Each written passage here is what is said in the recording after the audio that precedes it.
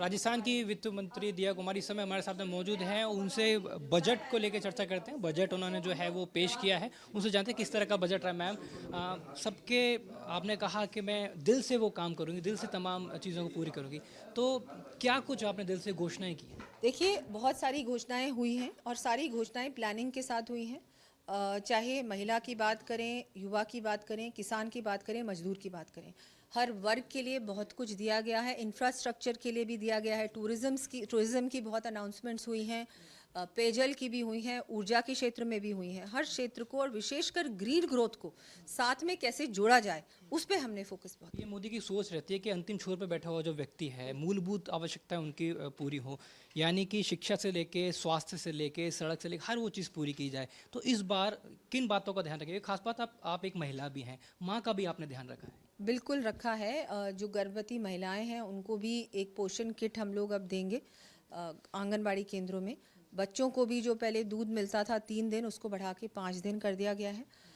लखपति दीदी की संख्या को भी बढ़ाकर 20 लाख कर दिया गया है। महिला उद्यमी जो हैं उनके लिए भी इंसेंटिव्स अनाउंस हुए हैं।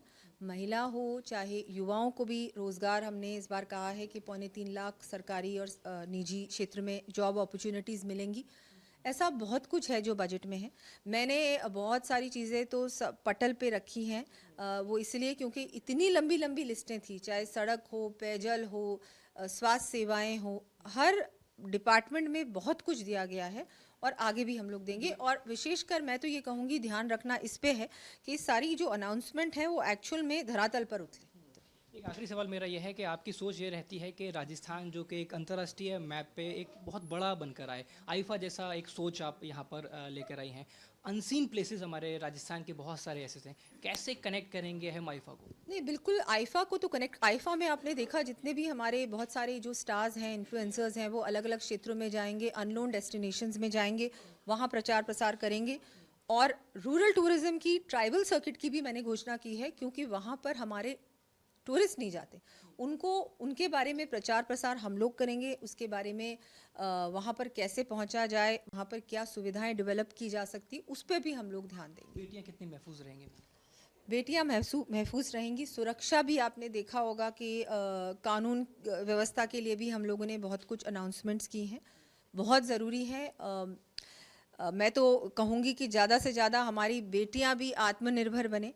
तो जो सेल्फ डिफेंस है उस पर भी मैंने इस पे बोला है कि हम लोग हमारे स्कूल्स में भी सेल्फ डिफेंस की ट्रेनिंग जहाँ पर भी पॉसिबल हो वहाँ पर करवाएंगे।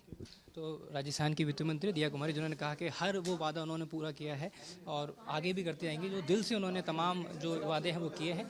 तो उम्मीद है कि ये जो बजट में घोषणाएं की गई हैं वो राजस्थान में धरातल पर उतरेंगे, लोगों तक पहुंच पाएंगे। सहयोगी Raju Chaudhary, Ashutosh Sharma, news nation, Jaipur. News nation अब व्हाट्सएप पर खबरों की ताजा अपडेट के लिए न्यूज नेशन के इस क्यूआर कोड को स्कैन करें।